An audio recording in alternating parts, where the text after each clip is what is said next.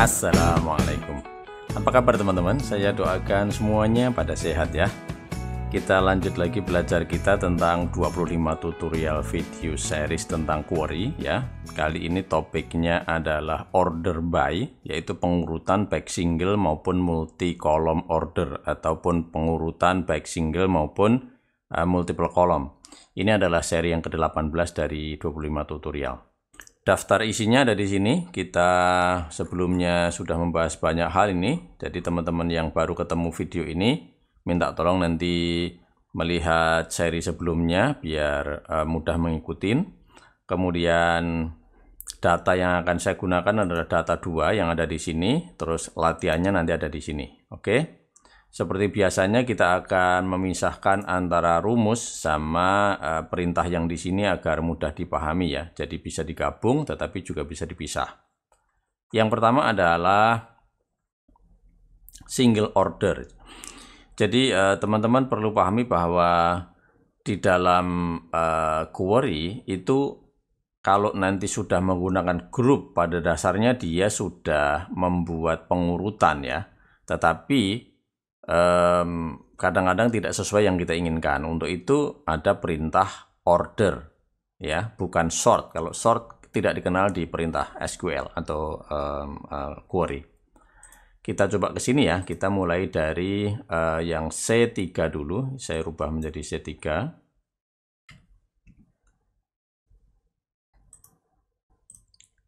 Nah, ini kalau saya double klik sudah ke sini. Oke. Perintahnya misalnya seperti ini teman-teman, select apa misalnya B, kemudian select D, kemudian select E, nah, misalkan gini ya, kemudian select G, nah seperti ini. Kita hanya memilih beberapa field atau beberapa kolom misalnya. Kemudian saya mau urutkan ya, misalkan order by apa, misalkan by B ya. Nah, berarti ini urut. Kemudian kalau ini tidak urut, ini juga tidak urut, ini tentunya tidak urut. Kalau by default atau secara otomatis dia akan mengurutkan dari kecil ke besar. Ya, kalau misalkan dari besar ke kecil, kita kasih keterangan descending seperti ini teman-teman, descending ya, bisa disingkat DESC.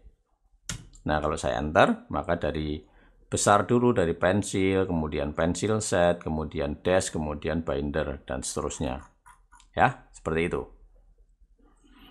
Nah bagaimana kalau misalnya kita mau mengurutkan beberapa kolom ya, bisa juga. Ini kalau saya copy ke atasnya teman-teman ya, copy ke sini aja. Nah seperti ini. Kemudian perintahnya saya geser ke C2. Ini multiple order. Nah ini misalkan saya akan mengurutkan mulai dari B, kemudian terus sama D. Seperti ini. Nah kalau misalnya saya tidak membuat keterangan descending atau ascending, maka otomatis kalau saya enter, itu akan diurutkan ini ascending, ini juga ascending. Kalau misalkan saya rubah B-nya descending, nah seperti ini, terus ini tidak ada kata-kata descending, maka otomatis ini akan descending dari gede ke kecil, kalau ini dari kecil ke besar. Ya, saya enter ya. Nah, seperti itu. Kalau ini tidak ada pengurutan ya, jadi ada sentra, ada C, E, W, C, E, W lagi gitu ya. Misalkan ini kan berarti sudah ascending ya, tapi kalau descending semua juga bisa. Nah, misalkan gini, dua-duanya descending.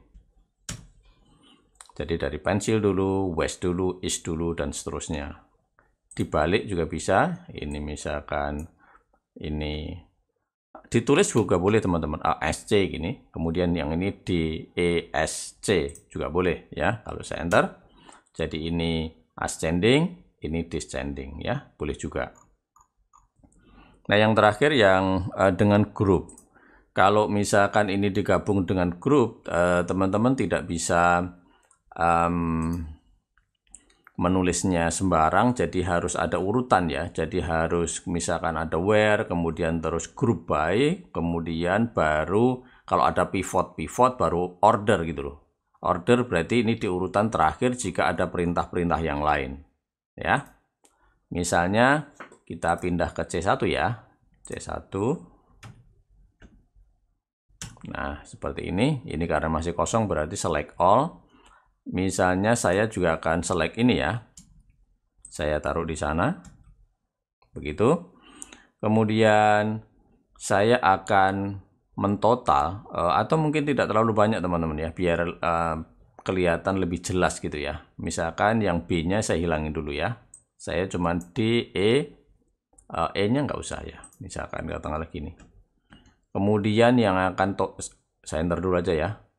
Nah, gini. Tetapi ini akan saya total ini. Coba kita total ya. Perintahnya apa teman-teman masih ingat? Dengan sum ya. Sum ya, G-nya kita sum.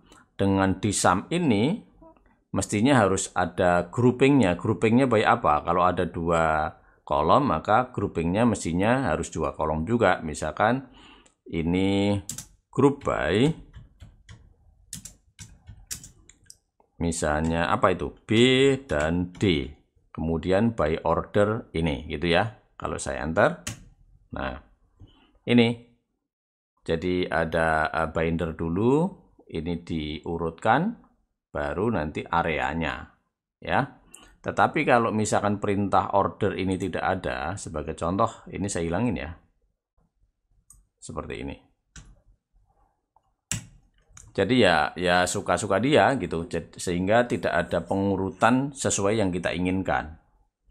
Tetapi kalau misalnya katakanlah kita mau mengurutkan ini dengan besar dulu, kemudian ini besar dulu, kan kita mau nggak mau harus tambah perintah itu teman-teman. Order by, misalkan D-nya descending, kemudian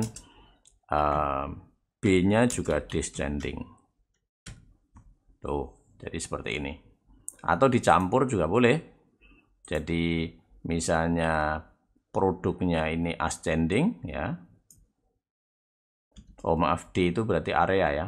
Areanya ascending. Kemudian produknya descending. Biar lebih mudah memahami ini saya rubah aja teman-teman urutannya ya. B, kemudian terus D, kemudian baru sum. Oh, maksud saya D kemudian ini B. Ini bibirnya B kok, nanti jarinya D ya. Nah, seperti ini. Ya. Nah, hanya seperti itu teman-teman ya. Jadi untuk pengurutan saya pikir tidak susah ya. Teman-teman cuma nginget aja order by apa. Jadi diurutkan, order itu perintah pengurutan, by itu berarti tergantung nanti kolom yang diurutkan, mau 1 kolom atau 2 kolom dan seterusnya. Sama yang perlu diingat adalah penulisan group by ini adalah maksud saya order by itu adalah setelah perintah group by. Kalau ada pivot, setelah pivot gitu ya. Nanti teman-teman bisa lihat di source reference-nya sini ya. Sekali lagi bisa kita buka. Nah, ini ada pengurutan. Ini teman-teman di sini juga ada ini, misalkan select, where, group by, pivot, kemudian baru order by, kemudian nanti baru limit, offset dan seterusnya. Ini sebenarnya topik ini merupakan sebuah urutan perintah ya. Teman-teman pernah nggak merasa bersedih atau sakit hati ketika sesuatu yang kita sayangi itu pergi atau hilang atau rusak misalnya? Tentu pernah ya. Terus kenapa emang kok hati kita menjadi sedih atau kecewa atau mungkin bisa depresi? Mungkin gambarannya seperti ini teman-teman. Kalau misalkan ada selembar kertas putih yang lebar gitu. Nah, ini kertas ini setiap saat kita tempeli materai tempel. Kemudian dicabut lagi, tempel lagi, cabut lagi. Cuman persoalannya kalau hanya ditempelnya dengan lem yang biasa saja, tentu tidak masalah kan, tempel cabut, tempel cabut, tempel cabut. Tapi bayangin kalau ini lemnya ini lem yang sangat kuat gitu. dikeletek lagi gitu, nanti dilem lagi, tempel lagi gitu.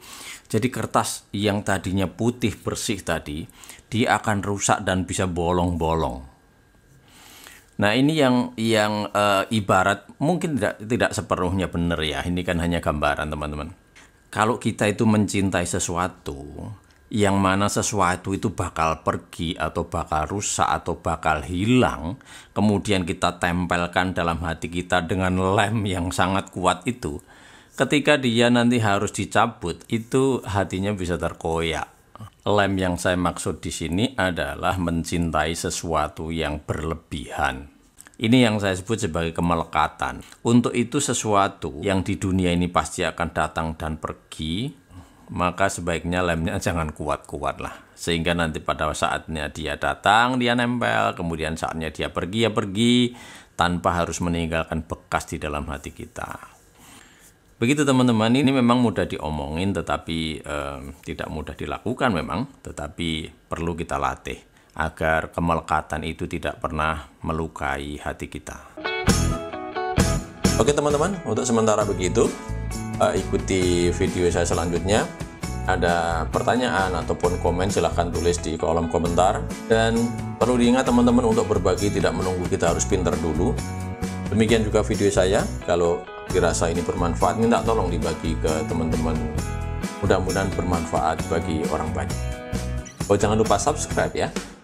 Oke, terima kasih. Wassalamualaikum.